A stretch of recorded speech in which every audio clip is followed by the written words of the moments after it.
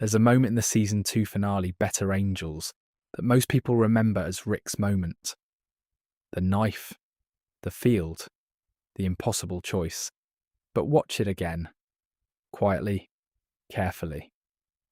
And something catches your attention before any of that. Before Rick says a single word. Before things reach their breaking point, Shane raises his gun and his hand trembles. Just slightly. Just for a second. Easy to miss if you're looking somewhere else.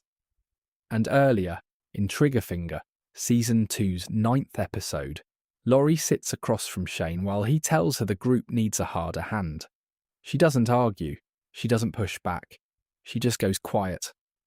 In a way that feels less like acceptance and more like someone watching a door close that they never wanted to close. Shane's hand trembles. Laurie goes silent. Rick survives. This time. But what if the hesitation went the other way? That's where we begin tonight. Here's something worth sitting with before we get into the theory itself. Shane Walsh is not, by any honest measure of the early apocalypse, wrong. Not tactically, not strategically, not even, in his own terms, morally. He's uncomfortable to watch because he's effective. And that effectiveness is exactly what makes the question we're exploring tonight so heavy. Think back to the very first season when Rick has barely found his footing, still disoriented and half-stunned from waking up alone in a hospital full of walkers. And Shane is already the one holding things together. He got Laurie out, he got Carl out. He made decisions under pressure that kept people breathing. When the group reaches the CDC in the Season 1 finale, and Dr. Jenner tells them the building's going to self-destruct, it's Shane who recognises the danger fastest, who starts moving people toward the exit with no hesitation, no philosophical wrestling match with himself. He just acts. That is who Shane Walsh is in those early episodes. He's someone who sees a threat and removes it. He sees a weakness and covers it. He sees a liability, and he starts quietly calculating. The thing is, this version of Shane is also genuinely warm. Watch his early scenes with Carl, and you'll see something that doesn't fit the monster narrative we sometimes lean toward in hindsight. He teaches Carl to fish. He talks to him about things a father might have. He laughs in a way that feels real, unguarded. Whatever was happening between him and Laurie was messy and wrong in a dozen ways, but his affection for Carl, and even for Rick before everything broke, doesn't read as performance. It reads as something he actually felt and slowly lost access to. This is the man who, on Herschel's farm in Season 2, looks at the same situation Rick looks at and draws completely different conclusions. Rick sees a community to protect, rules to establish, a framework for surviving together without losing themselves. Shane sees a resource base. He sees people who are either useful or dangerous, and he is not entirely wrong about the danger. The barn is full of walkers. Herschel's faith in the possibility of a cure is making the group vulnerable. Shane's logic isn't invented. It's born out of watching people die from choices that prioritized hope over caution. But here's where the blueprint for his leadership starts to show its cracks. Shane's model doesn't have room for doubt. When he looks at Otis, and we'll come back to Otis in a moment, he doesn't agonize. He calculates. He decides that his survival and Carl's survival outweigh Otis's life, and he pulls the trigger on that decision in the same cold way he pulls the trigger on everything. He comes back to camp with a limp and a story, and a grief that looks real enough that nobody asks the right questions. That's the pattern. Shane doesn't just make hard choices. He makes them cleanly, and then he buries the weight of them when nobody can see it. For a while that looks like strength. For a while that looks like exactly what the apocalypse requires. But there's a difference between a leader who carries the cost of their decisions and a leader who doesn't believe there is a cost. Rick knows every name on the list of people he's lost. He carries them. You can see it in the way he holds himself in later seasons, the weight accumulating in his posture, in the hollowness around his eyes. Shane doesn't carry costs that way, he files them, he moves on. And that capacity for emotional disconnection, which reads in Season 1 as resilience, is going to become something much darker if it's ever given full authority. What does a protector become when no one is left to question his protection? That's the question sitting underneath this whole theory, and it's a question the show only got to ask because Rick survived the field in Better Angels. Tonight we're going to ask what happens if he doesn't. Let me tell you what actually happens in that field, because I think it matters for everything we're about to explore. Shane's plan in Season 2's finale, Better Angels, is not impulsive. That's the important thing. He has thought this through. He leads Rick out to an open area under the pretense of releasing Randall, the prisoner the group has been debating what to do with all season. And his intention is to shoot Rick there, in the dark away from the others, and return to camp with a story. A walker attack. An accident. Something clean enough to close the chapter. What's unsettling about this plan is how reasonable Shane's internal logic sounds when you try to articulate it. Rick is, by Shane's accounting, a liability. He hesitates. He believes in rules that the world has stopped honouring. He's going to get people killed because he can't stop trying to be the man he was before all of this. Shane, on the other hand, is already the man the apocalypse made. He's adapted. He's hard where Rick is soft. He's certain where Rick is conflicted. By his own measure, he is the right person to lead this group into whatever comes next. Rick talks Shane down in that field, or rather, he reads the situation fast enough to close the distance before Shane can fire. He says quietly that he knows what Shane is planning, and then he says he'll lower his gun. He holds it out. He makes himself vulnerable. And Shane, in that moment, can't find the certainty he came there with. The hand trembles. The plan wavers. Rick kills him. Carl, arriving just in time, watches his father do it, and then watches what Shane becomes. Because even in death, the world gives no mercy, and Shane rises as a walker because his brain was already turning. And Carl, at 12 years old, puts him down. I keep coming back to that trembling hand. Because the whole story of this episode is about the distance between conviction and action. Shane believed, right up until the moment he didn't, that he could do this. He believed he was right. He believed the group would be better without Rick.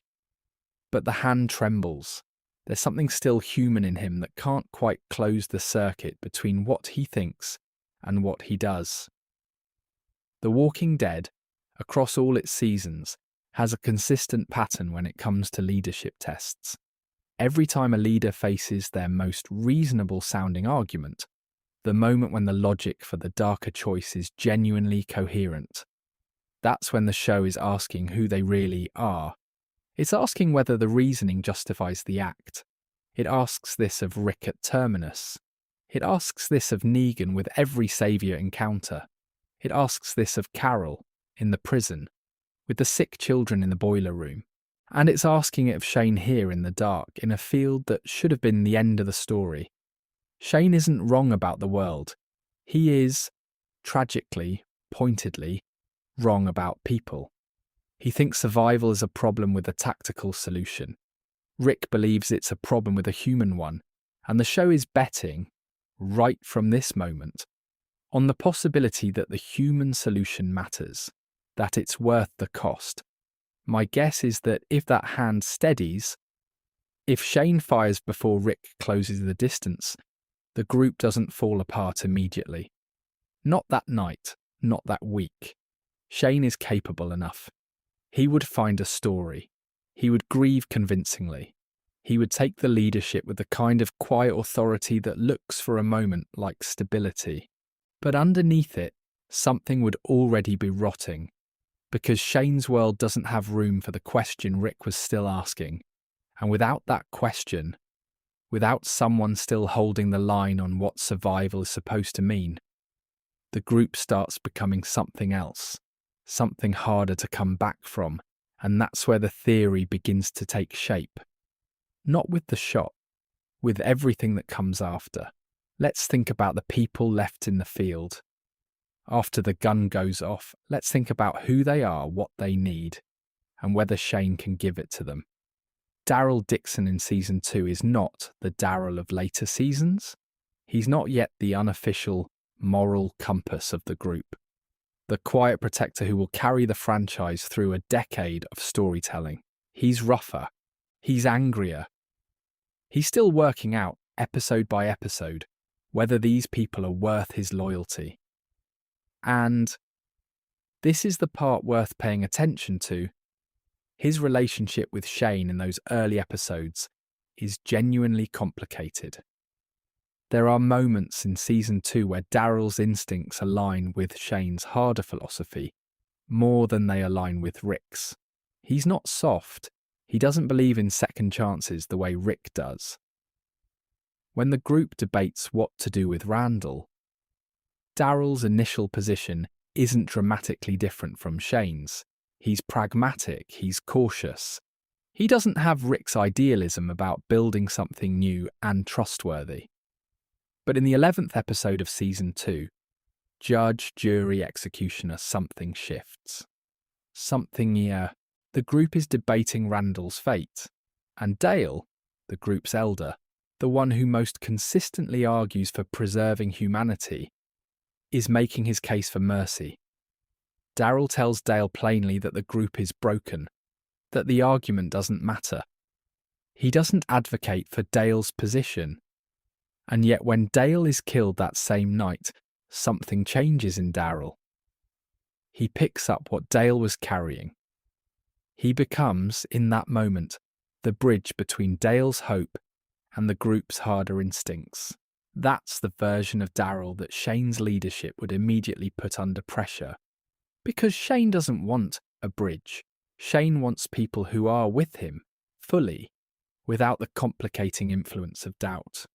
Glenn in Season 2 is young and still building his sense of identity. He's falling in love with Maggie. He's learning, episode by episode, what kind of man the apocalypse is making him. His loyalty in this period is emotional, not philosophical. He follows the group because he loves the people in it, not because he's committed to any particular vision of survival. Under Shane, Glenn would likely stay for Maggie's sake, for Herschel's sake, for as long as the group remained a group he recognised. But Glenn needs to believe the people he's with are worth following. He needs to feel like they're building something, not just surviving. Carol in Season 2 is still, in many ways, the woman trapped by fear. She has not yet become the Carol of the prison, or of the kingdom, or of the final seasons. She defers to the group's louder voices. She grieves. She endures. Under Shane's leadership, Carol might stay, but she would have no path toward the transformation she eventually undergoes. That transformation required a specific kind of community, one where she was seen and valued enough to find her own authority. Shane's version of the group wouldn't offer her that. And Herschel Green, whose farm they're all standing on, whose faith and stubbornness and quiet moral authority become one of the most important forces in the franchise's entire run. Herschel's relationship with Rick is built on something Shane could never replicate: the slow, painful work of earning trust through honesty. Rick tells Herschel the truth about himself, about his doubts, his failures, his hopes. Shane tells people what they need to hear to stay useful. Herschel would see through that within weeks. So the fault lines are already there. This isn't a group that holds together under pure force of will and tactical skill. It holds together because of the bonds between specific people, and because Rick acts as a kind of moral gravity. Not a perfect man, Not always right, but someone who keeps the center from collapsing. Without that center, the cracks widen. Not immediately, but inevitably. And here's what I think is worth sitting with as we move into the evidence. The question isn't whether Shane could lead this group through the farm and beyond. He probably could, for a while. The question is what they would become while he did. That question doesn't have a comfortable answer, and that's where we begin to look more closely. There are 3 moments in Shane's history that tell you almost everything you need to know about how he governs, and they all happen within the span of Season 2. The first is Otis. In the 3rd episode of Season 2, save the last one, Shane and Otis are trying to get medical supplies from a high school overrun with walkers. They're running out of time. Carl needs surgery and they're being chased. Shane shoots Otis in the leg. He uses Otis as a distraction to escape, leaving him alive long enough to slow the walkers down while Shane gets away with the supplies. He comes back to the farm with a story about Otis sacrificing himself. He shaves his head, visibly in a way that reads as a kind of private ritual, a processing of what he did. But he never tells anyone the truth. Think about that choice. Not just the act itself, but the management of it afterward. Shane doesn't confess. He doesn't carry the guilt openly. He constructs a narrative that serves the group's need to believe in clean sacrifices. And he moves on. The weight of it is there. You can see it in his face in the episodes after. But it never surfaces in a way that costs him anything socially. The group mourns Otis. Shane watches them mourn and says nothing. The second moment is the barn. Herschel has been keeping walkers in his barn. Neighbours, family members, people he couldn't let go of because he still believed in the possibility of a cure. Rick's approach to this is to have a difficult, honest conversation with Herschel about the reality of the situation. Shane's approach is to break the lock. He opens the barn and forces a confrontation that ends with the group shooting every walker inside. He's not wrong that the barn is dangerous. He is completely indifferent to the human cost of the way he handles it. The third is Randall. Randall is a young man the group found injured after a skirmish. A nobody, a survivor, someone who had no particular loyalty to any faction. The group debates for multiple episodes what to do with him. Rick wants to release him somewhere safe.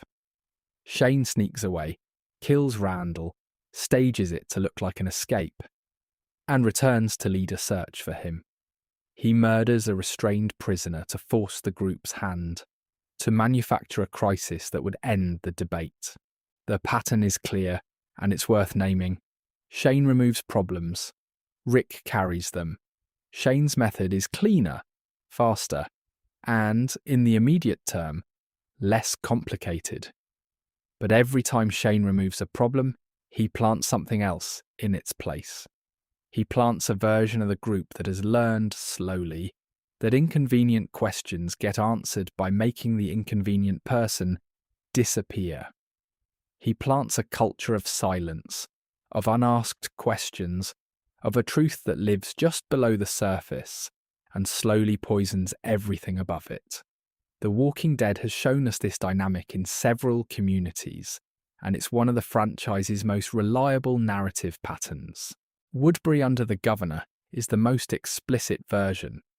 A town with electricity and food and the appearance of normalcy, built on top of a brutality that everyone pretended wasn't there. The Sanctuary under Negan is another version, a hierarchy maintained by fear that called itself a meritocracy. Both communities had, at their core, a leader whose logic was not entirely unlike Shane's. The Governor believed his violence protected his people. Negan believed his system was the most honest response to the world's reality. Neither of them was building something that could last. Both of them were building something that could only sustain itself by expanding the violence outward, or turning it inward when the external threats ran out. Shane, if we're being fair to him, is not the governor. He's not theatrical about his cruelty. He doesn't enjoy it the way certain franchise villains do. But the structure of his leadership, the silence it requires, the questions it can't allow, the people it treats as means rather than ends, trends in direction with a kind of inevitability that the show has traced across more than a decade of storytelling. Can you build a community on decisions no one's allowed to talk about? The show will spend 12 more seasons answering that question. Shane just got there first. Let's talk about Laurie and Carl, because in a world where Shane wins that field, their stories change more completely than anyone else's. Laurie Grimes in Season 2 is one of the most complicated figures in the early show, and I think sometimes unfairly criticised. She's navigating something that has no clean answer.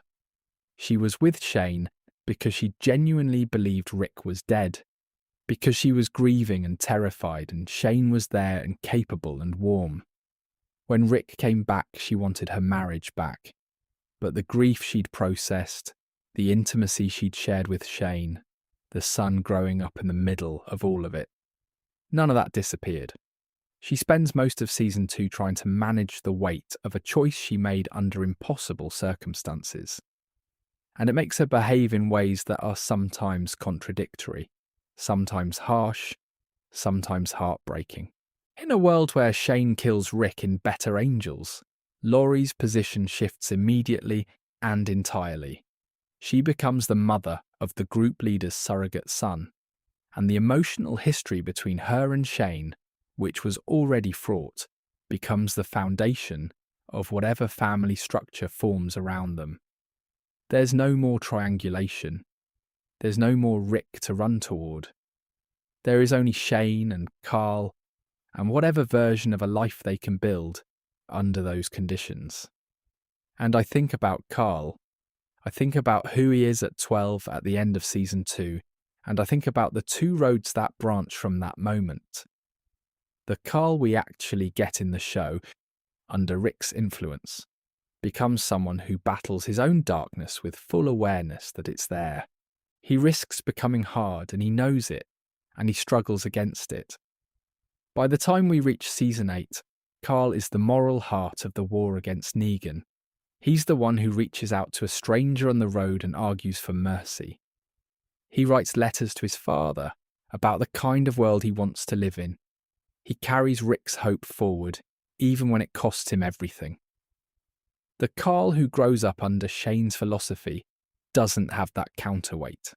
He has a father figure who shows him by example that inconvenient people get managed, that weakness is a liability, that the world rewards whoever is willing to do what others won't. Shane would love Carl. I believe that completely.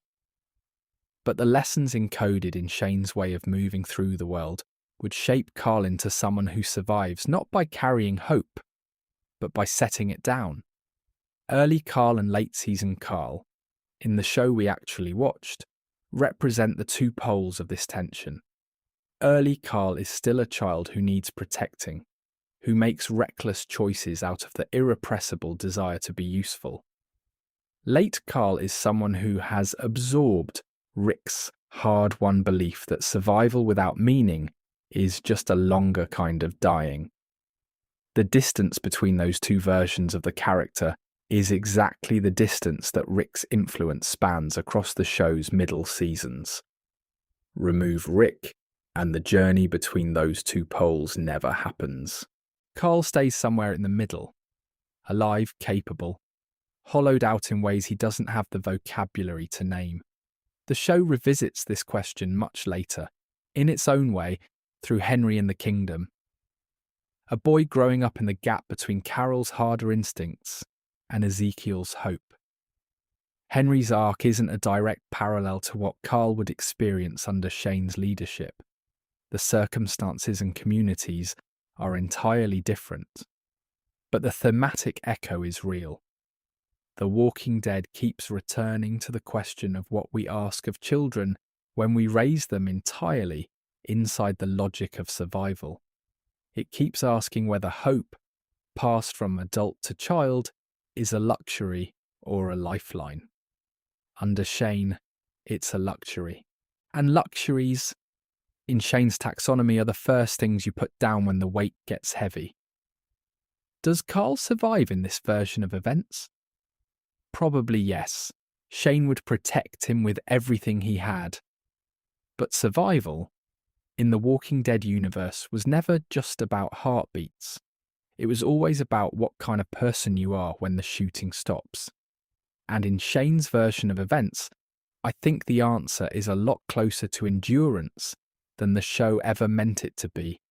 There's something almost achingly beautiful about what Rick does with the prison, and I think we sometimes forget it because we remember the tragedy of how it ends. By season 3, when the group first sees the West Georgia Correctional Facility through the trees, it's been months of relentless road survival. They're exhausted. Laurie is close to term. The group have been whittled down and worn thin, and the road has taken everything from them. And Rick looks at this crumbling, walker-infested building and sees something none of them are expecting. He sees a home, not just shelter, not just walls. A home. He sees cleared cells and a garden, and a council and rules. He sees a place where Herschel's leg can heal, where the baby can be born safely, where people can wake up in the morning knowing more or less what the day will hold. He sees a civilization, small and fragile, and surrounded by danger on every side, but real. Shane would never have seen that. I want to be careful here because this is firmly in theory territory. We can't know what Shane would have done with the prison because he never got there. But everything we know about his governing logic suggests that the prison, for Shane, would have been a defensive position, a fortress, a place to hold and to control, not a place to build. The difference matters enormously. The prison arc, across seasons 3 and 4, produces some of the most important community building the franchise ever shows. Herschel plants tomatoes. People form committees.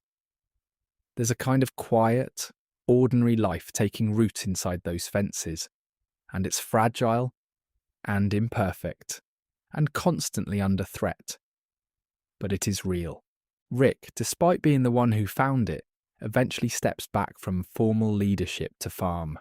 He plants vegetables. He puts down the sheriff's badge and picks up a trowel. He's trying to show the group, and maybe himself, that there's something worth growing in the world beyond survival. That instinct, to build, to cultivate, to bet on a future, is what Shane's pragmatism doesn't have room for. Shane's version of safety is static. We hold this position. Rick's version of safety is dynamic. We make this position worth holding. Herschel Green embodies this distinction better than anyone. In season 4's 5th episode, Internment, when the prison is at its most desperate, sickness moving through the cell block, the fences barely holding, Herschel keeps moving from bed to bed with his medical supplies and his faith intact. When people ask how he keeps going, he tells them simply, "You step outside, you risk your life. You take a drink of water, you risk your life. And nowadays you breathe, and you risk your life. Every moment now, you don't have a choice. The only thing you can choose is what you're risking it for." That's not a tactical argument, that's a spiritual one. And it requires a community worth risking your life for to make any sense. Under Shane, Herschel doesn't stay. I think about this quite a bit. Herschel's departure from his farm at the end of season 2 is an act of extraordinary trust. He uproots his entire life, his daughters, his community, and he follows Rick into the unknown. He does this because Rick earned that trust through honesty and through the visible effort to be the right kind of man in the wrong kind of world. Shane didn't earn that trust and couldn't have. Without Herschel, the group loses one of its most important moral anchors. It loses the voice that, across seasons 3 and 4, consistently argues that the community is the point. Not just the survival, but the life being built inside it. Herschel sees what Rick is doing with the prison and names it clearly. Shane's version of that same space would produce walls and guards, not gardens and councils. Shane's world doesn't produce that community. Shane's world produces walls. And walls, as the franchise shows us again and again, are only as good as the people inside them.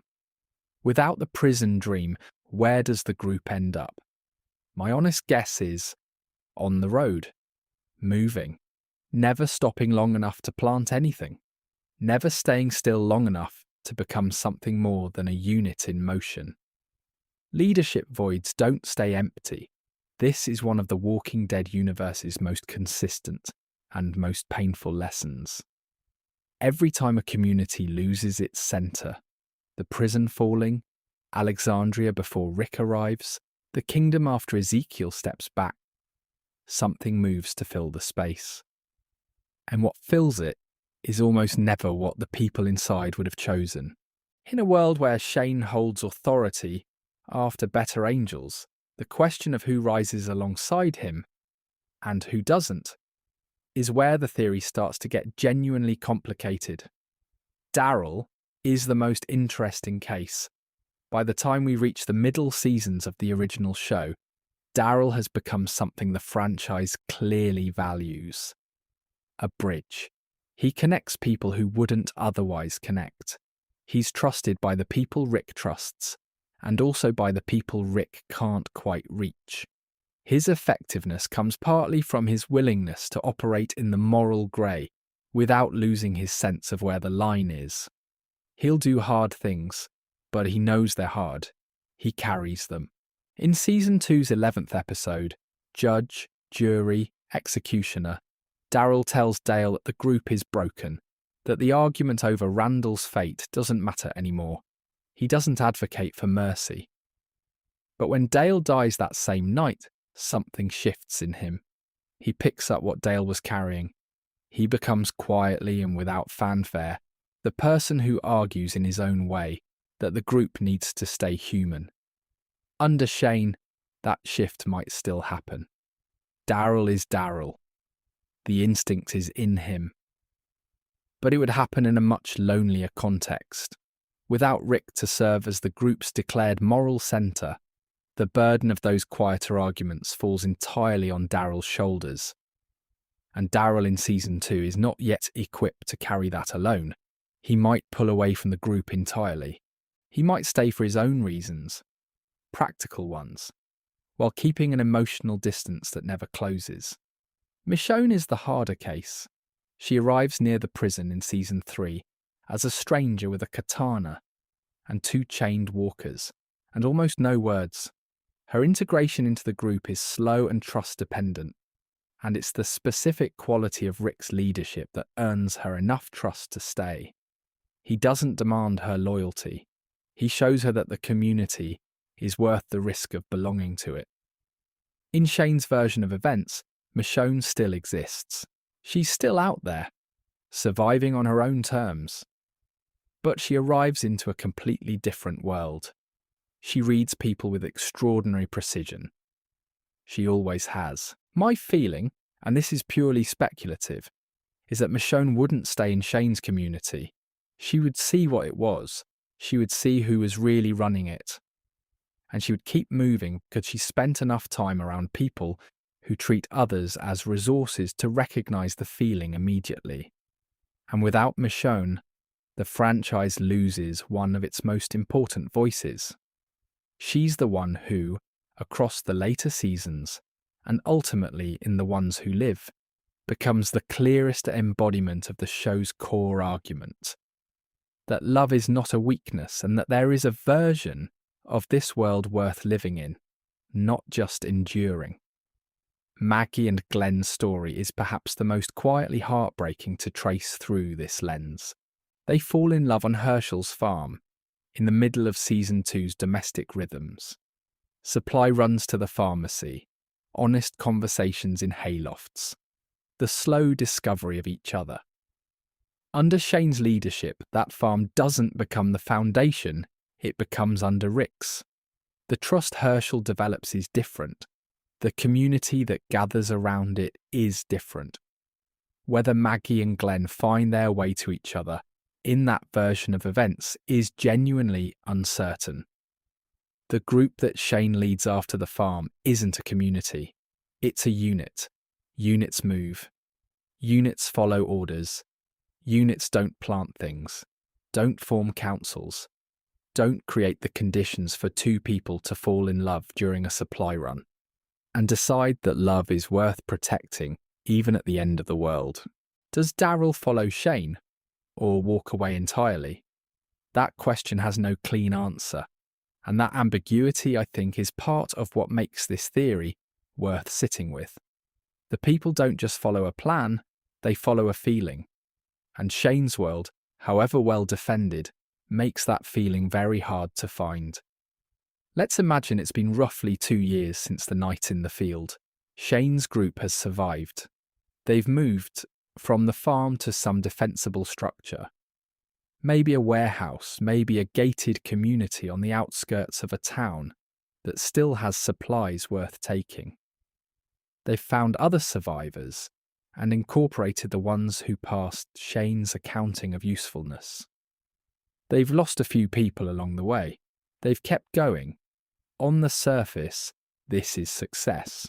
By any purely tactical measure of the early apocalypse, surviving 2 years with a group of this size is a significant achievement. Shane would count it as one. He might even, in his quieter moments, feel something like vindication. He knew what the world required. He did what was necessary. People are still breathing. But here's what 2 years of Shane's leadership actually produces, if we follow the logic of everything we've seen him do. The group is quiet in a specific way. Not the quiet of safety, the quiet of people who have learned that certain questions don't get asked. What happened to that person who left last spring? Don't ask, what was the decision made that night in the rainstorm? When there wasn't enough food for everyone? Don't ask. Why does Shane always come back from supply runs alone when he goes out with someone else? Don't ask. The Walking Dead has shown us this dynamic in several communities, and it's one of the franchise's most reliable narrative patterns. Woodbury, under the Governor, is the most explicit version. A town with electricity and food and the appearance of normalcy, built on top of a brutality that everyone pretended wasn't there. The Sanctuary under Negan is another version. A hierarchy maintained by fear that called itself a meritocracy. Both communities had, at their core, a leader whose logic was not entirely unlike Shane's. The Governor believed his violence protected his people. Negan believed his system was the most honest response to the world's reality. Neither of them was building something that could last. Both of them were building something that could only sustain itself by expanding the violence outward or turning it inward when the external threats ran out. Shane, if we're being fair to him, is not the Governor. He's not theatrical about his cruelty. He doesn't enjoy it the way certain franchise villains do.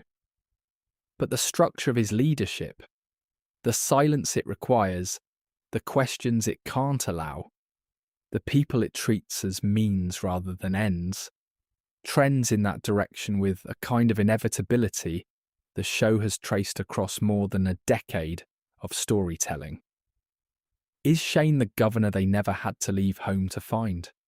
My honest guess is, not exactly. Shane has something the Governor lacks. A genuine love for specific people, a warmth that isn't entirely instrumental. But that love, under pressure and without accountability, curdles. It becomes possessive. It becomes the kind of love that says, "I would do anything for you," and means it in a way that removes your agency rather than protecting it. The group at 2 years isn't broken, but it's bending. And the people who are bending the most are the ones who still remember what it felt like to believe the world could be something more than a survival exercise.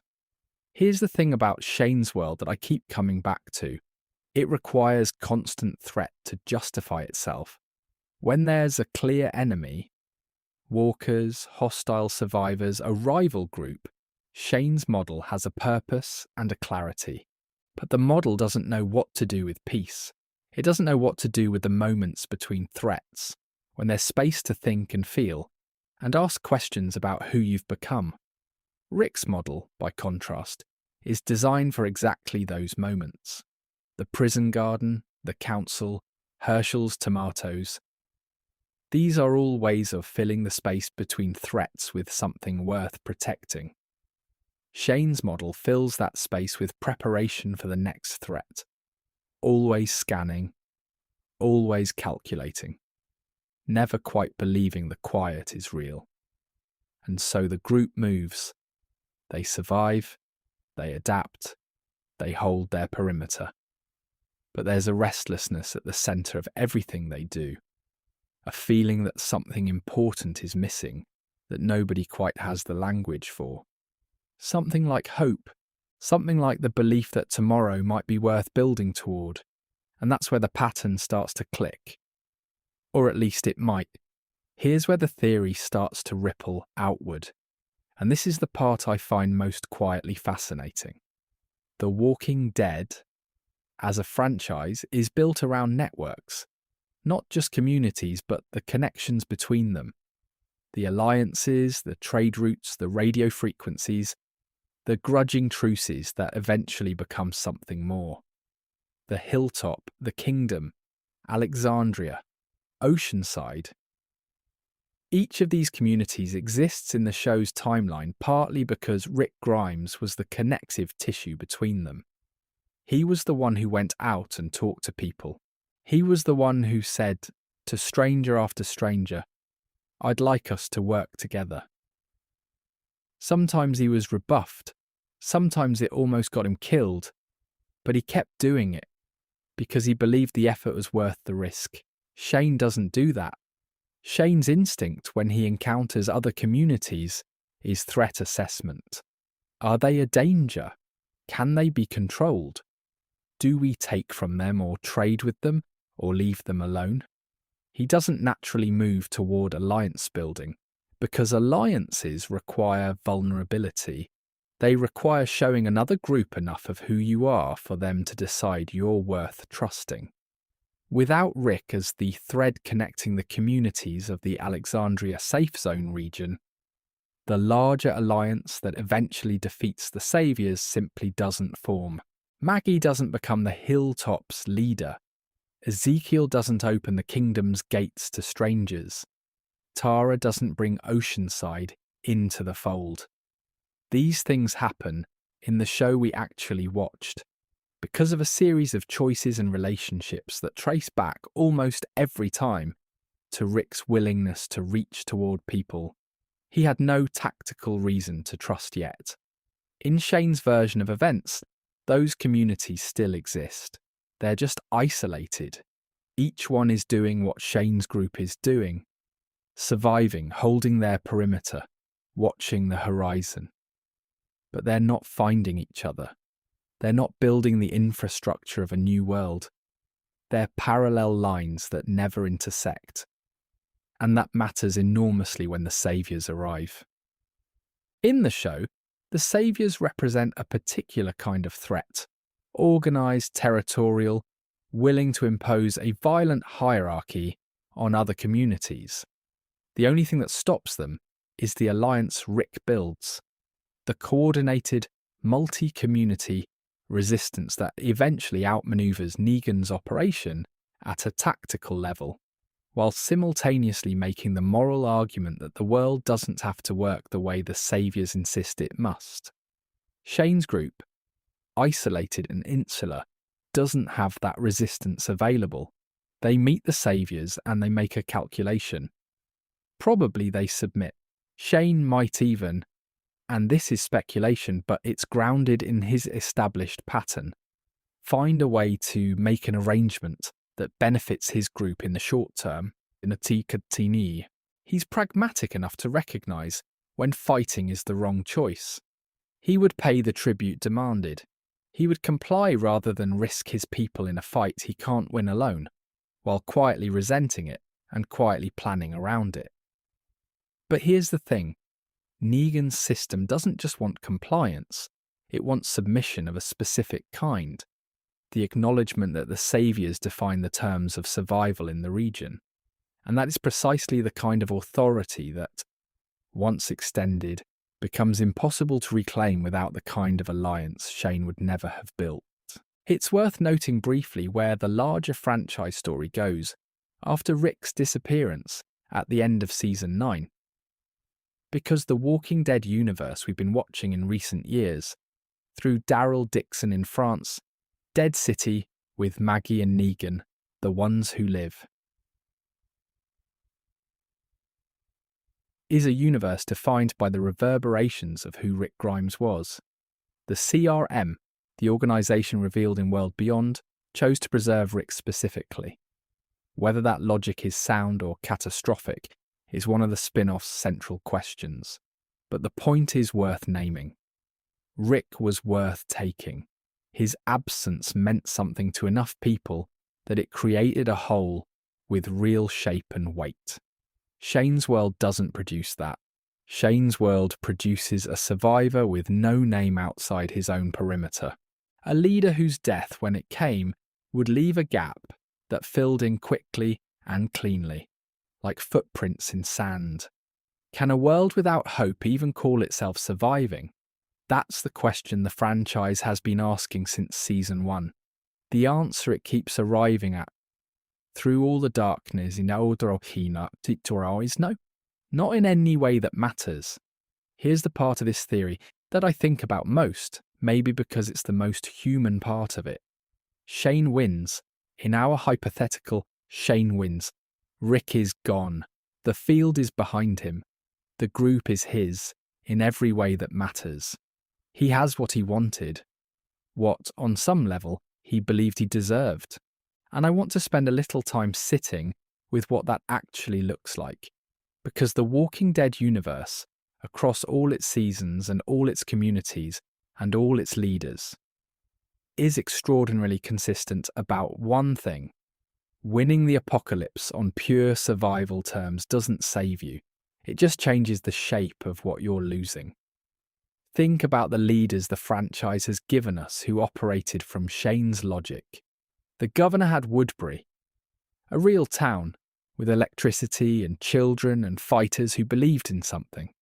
He lost it not to walkers, not to Rick's group, but to himself, to the version of himself that needed to be right more than he needed to be good.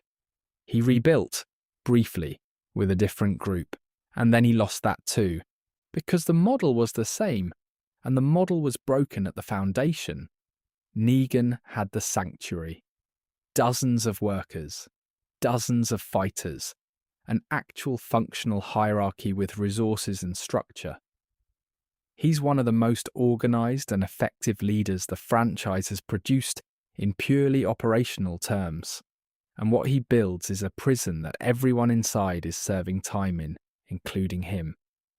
His most important moments of growth in the later seasons, his relationship with Judith and Alexandria, his arc in Dead City, happen precisely because he is no longer in charge. They happened because he lost the thing he spent years defending, and discovered that losing it was the only way he could start becoming someone worth knowing.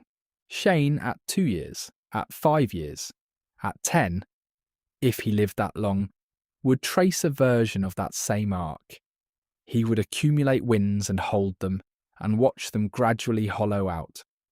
Because the thing Shane is protecting, the people he loves, the life they share, is not a thing that can be protected by Shane's methods indefinitely. People grow. People need more than security.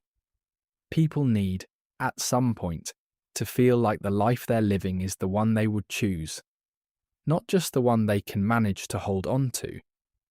And Shane, at his core, doesn't know how to allow that. He doesn't know how to lead without needing the leadership. He doesn't know how to protect people without also controlling them. Because in his internal logic, protection and control are the same gesture. Here's what I think is one of the most important but least discussed aspects of Shane's relationship with Rick. He needed Rick, not just as a rival, as a mirror. Rick was the version of himself that Shane had decided was too soft for the world, and the ongoing argument between them, even when it was silent, even when it was conducted through competing choices and competing silences, gave Shane's choices meaning. As long as Rick was alive, Shane's pragmatism was a counter-argument, a response to something, a position in a debate. Without Rick, Shane's pragmatism is just policy. It has no foil, no argument to sharpen itself against, no version of the world that it's in dialogue with. And policy without dialogue becomes doctrine. And doctrine in the Walking Dead universe always ends badly. What does it mean to be right in a world that proves you right every single day? It means the question stops being asked. It means the evidence stops being weighed. It means you start making decisions not because they're the best available options, but because you've already decided you're the person who knows what's best. Shane would get everything he wanted, and it would hollow him, slowly and completely, in the way that only total victory can hollow a person who was never quite at peace with himself to begin with.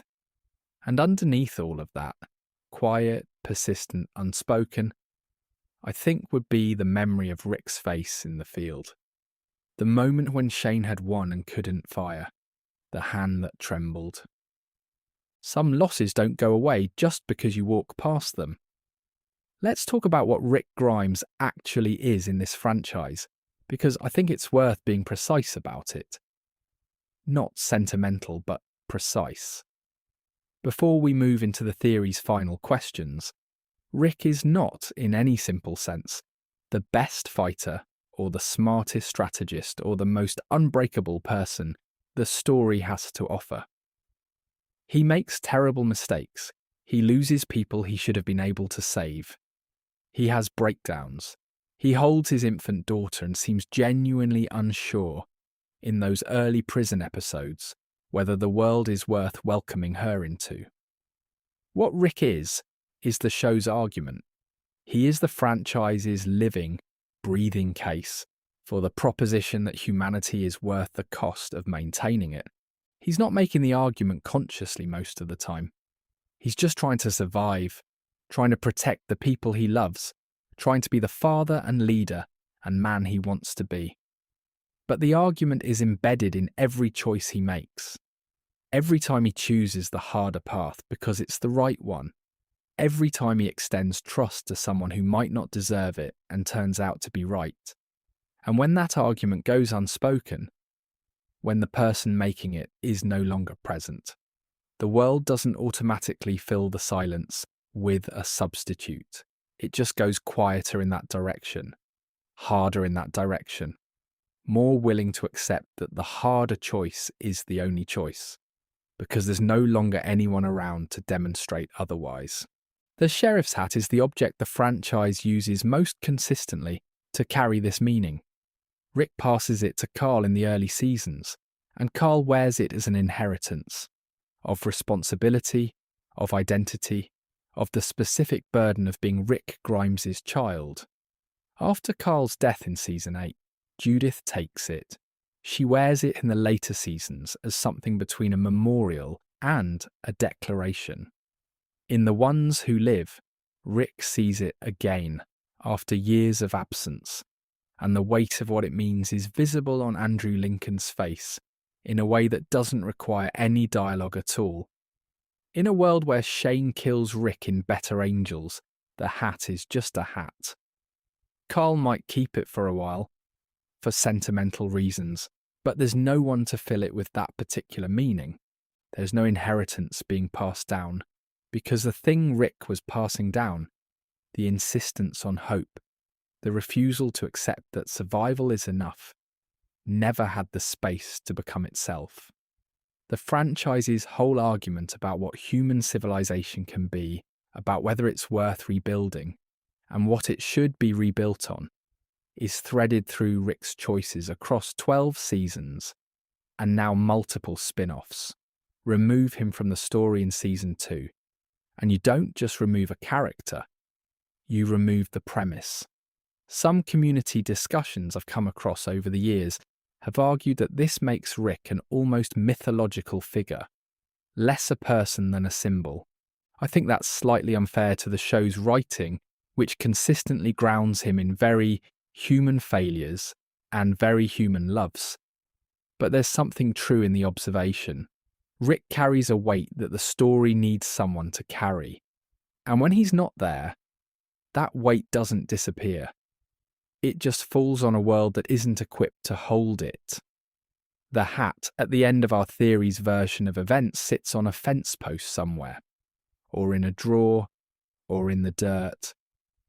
Unclaimed, a small object with no one left to understand what it means. And the community built in its absence is alive and functional and has no way of knowing what it's missing, which is, maybe, the saddest version of the story. What would you do if you were Carl in that world, growing up with Shane's love and Shane's lessons and no one to show you that there might be another way? Could you find your own way to hope without someone carrying it for you? I think about that question more than any other part of this theory. I want to be honest with you though, because a good theory has to earn its conclusion, and earning it means being fair to the counter-argument. Maybe Shane was right. Not about everything, not about Otis, not about Randall, not about the cold accounting he made of every person around him, but about the world, about what it requires, about the cost of hope. Think about what Rick's leadership actually costs, measured honestly. The people who die because Rick extends trust that turns out to be misplaced. The communities that fall because Rick's model required a kind of faith in human goodness that not enough people in the world share. Herschel dies in the prison Rick built, the civilization Herschel believed in. Because a man with a tank and pure Shane logic decided to take it. Beth dies, Glenn dies, in one of the most brutal sequences the show has ever produced, as a direct consequence of a war that started because Rick's group tried to build something in a region that Negan had already decided belonged to him. You could make the argument, and some fans genuinely do, that every person who died under Rick's leadership because Rick refused to be as hard as the world demanded is a testament to the limits of his philosophy.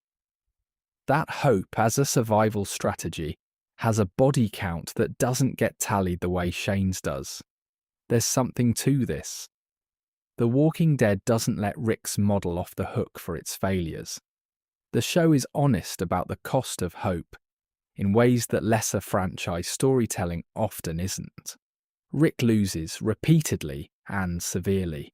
He pays for his optimism. He pays for his trust. The argument the show is making isn't that hope is free. It's that hope is worth paying for. But here's where I think the counter-argument reaches its limit.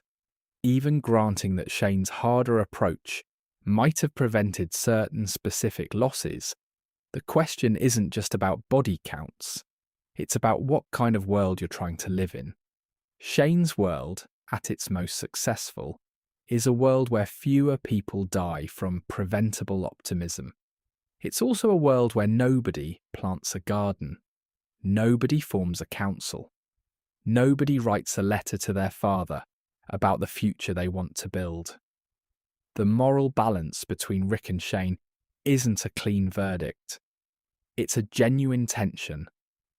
The franchise earns this by showing both men's blind spots clearly and without the comfortable resolution of declaring one of them simply correct. Rick's hope cost lives. Shane's pragmatism cost something harder to count, but no less real: the possibility of a world worth living in rather than just surviving through. Some fans take Shane's side, and I think that's a completely legitimate reading. Some point to the casualties of Rick's idealism and argue that a colder hand would have kept more people breathing. Others see the communities that Rick's approach eventually produced: Alexandria, the Commonwealth's early promise, the world Judith inherits, and argue that the cost was worth the outcome. Both readings are faithful to the text. Both represent real positions that the show takes seriously. Neither man is purely right. That's the most honest thing I can say about this theory and about the show it's built on. What would you do if you were standing in that field with those two options laid out in front of you? Which version of the future would you choose? And what would you give up to have it? If you have thoughts, I'd genuinely love to hear them in the comments. This is one of those questions The Walking Dead keeps asking in different form and season after season, and I don't think it has a single answer. I think it has as many answers as there are people watching. And that, honestly, might be the whole point. Come back to the field with me. It's dark. It's quiet in the way that fields are quiet when you're too far from civilization for even the ambient sounds to reach you. Shane is standing there with his gun raised. Rick is standing there, hands partially open, watching his oldest friend decide whether he's worth keeping alive. And Shane's hand trembles. Just slightly. Just for a second. I've been thinking about that trembling hand through this entire exploration, and I keep arriving at the same place. The trembling is the most important thing about Shane Walsh. Not the gun, not the decision, the trembling. Because what trembles in that moment is not doubt about the plan. Shane has committed to the plan. He's been building toward it all episode.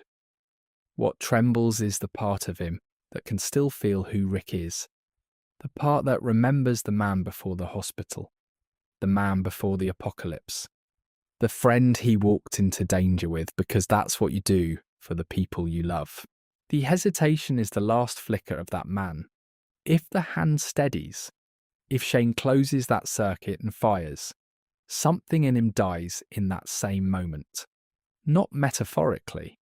I mean that Shane Walsh, the person with the genuine warmth and the real love for Carl, and the defensible human reason for everything he'd done, stops existing in the moment he pulls the trigger. What walks back to the group is something else. Something that looks like Shane, and moves like Shane, and makes all the right decisions for all the right tactical reasons. But the thing that made those decisions worth making, the love that justified the protection, it's gone. Shane needed Rick alive, I think, more than he knew. He needed the argument.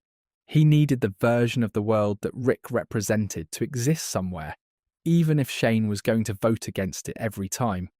Because without it, there's nothing to measure himself against. Nothing to explain why his choices are hard ones rather than easy ones. Nothing to prove anymore. In the version of events we actually got, Rick lives. Carl grows up to write letters about the future. Judith wears the hat. Michonne finds something worth fighting for. The world, slowly and painfully, and at extraordinary cost, starts to rebuild itself on a foundation that was worth the price. In the version where the hesitation goes the other way, the group survives. They move, they adapt, they hold their perimeter. They do all the things Shane is excellent at teaching them to do. But somewhere in the distance, in a prison that was never cleared, in a community that was never built, in a letter that was never written, there's a quiet that sounds a lot like absence, like something that should have been there and isn't. Like an argument the world needed to keep having with itself, that got ended too soon on a dark field by a hand that should have trembled a little longer. Was Rick the reason they survived, or the reason they tried to? I think if you've spent any time with this franchise, you already know the answer the show keeps giving. Surviving isn't the hard part. Surviving never was.